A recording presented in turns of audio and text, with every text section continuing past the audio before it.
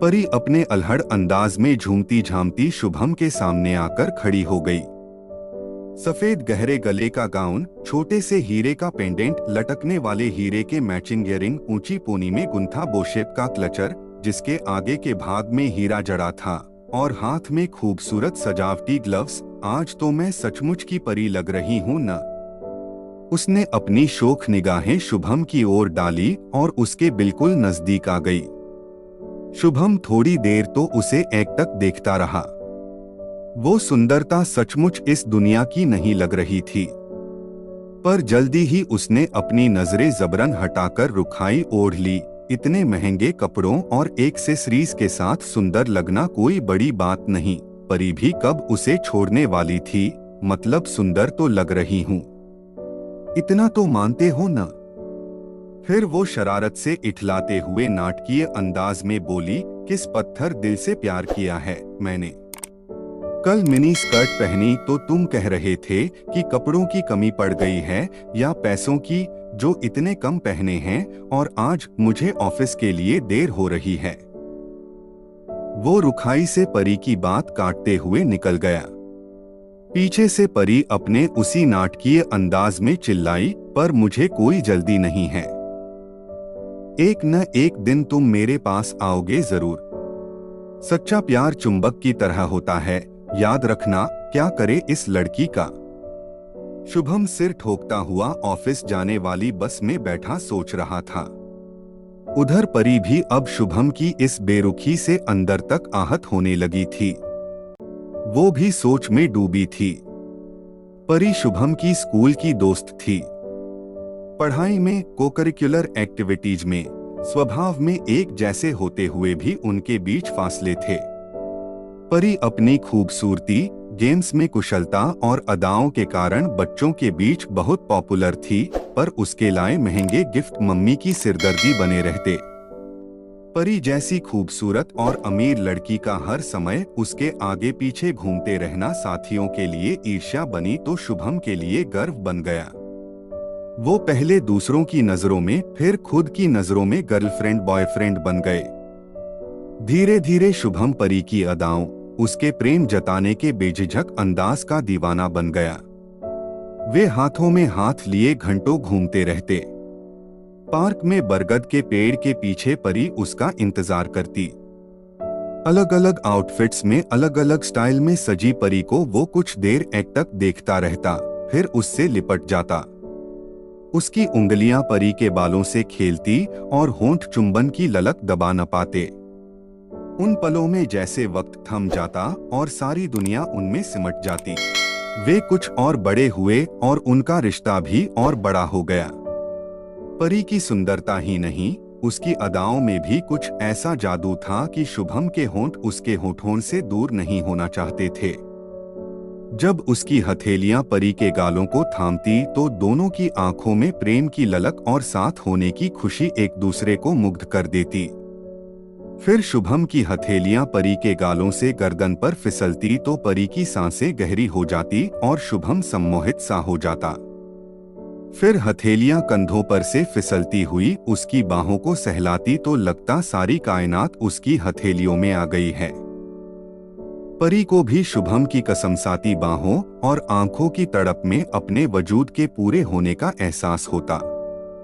फिर शुभम की नौकरी लगी और घर में उसकी शादी की बात चलने लगी। मम्मी ने बड़े प्यार पूछा, परी के मम्मी पापा बात करने आएंगे कि हम लोग जाएं, तो शुभम जैसे सोते से जगा। उसने कभी नहीं सोचा था कि मम्मी खुद से ऐसा कहेंगी। अब उसे परी का बेझिझक अंदाज, उसके टैटूज, उसकी बेबाक ड्रेसेस खटकने लगी। मम्मी, क्या परी हमारे घर में एडजस्ट? ये तो तुम्हें उसके साथ रिलेशनशिप में आने से पहले सोचना चाहिए था। मम्मी की सख्त आवाज से शुभम सकते में आ गया। वो परी की अपनी पत्नी के रूप में कल्पना नहीं कर पा रहा था। परी ने उसे हफ्ते में सिर्फ एक बार करीब आने के अनुशासन में बांधा था। परी ने उसकी नियम से जिम जाने की आदत डलवाई थी।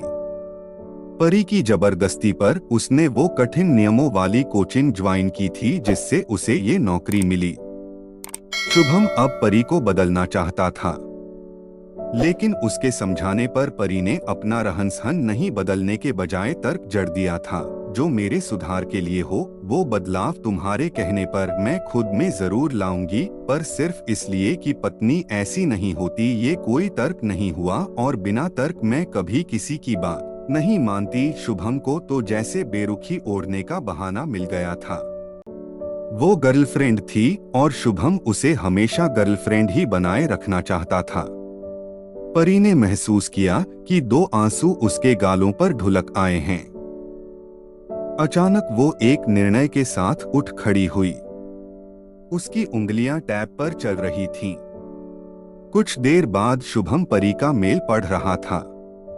मैंने तुम्हारी जिंदगी से दूर जाने का फैसला कर लिया है। मैंने तुम्हें दिल की गहराइयों से चाहा है और मेरा मानना है कि प्यार किसी को संवारने और खुश रखने का नाम है। प्यार हुकूमत नहीं करता, वो तो बस खुद को सौंप देता है। मैंने हमेशा तुम्हें खुद को पूरा सौंपा है, अपने मन और आत्मा के साथ। पर आज मेरे ये समझने का समय आ गया है कि तुमने मुझे कितना पाया है। अगर तुम कभी शरीर के आगे बढ़े ही नहीं तो तुम्हारे जैसे छलिया को जीवन साथी बनाने में यूं भी मेरी भलाई नहीं है। और अगर तुमने मेरे मन और आत्मा की सुंदरता को देखा है तो तुम्हें मुझ में किसी बदलाव की जरूरत नहीं महसूस होगी। पर इतना जरूर कहना चाहूंगी कि अगर तुम कभी मेरे शरीर के आगे नहीं बढ़े तो तुमने बस वैसा ही किया है जैसे किसी चोर ने चांदी की चकाचौंध में आकर चांदी चुराकर कपड़े की थैली में रखे हीरे छोड़ दिए हों। एक दिन तुम्हें एहसास होगा कि तुम कितने अभागे थे। 6 महीने से शुभम परी को ढूंढ रहा है।